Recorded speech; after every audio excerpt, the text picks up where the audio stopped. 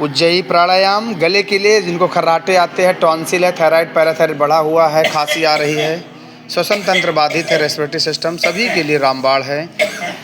ये उज्जयी प्राणायाम संस्कृत का शब्द है। गले को सिकुड़ते हुए जालंधर बंद में अभ्यास करना है, सांस को बाहर फेंकते हुए आवाज़ निकालना है। जिनको खांसी आ रही है, इसका मतलब कि सफाई चल रही है, ट्रैक की सफाई हो रही है।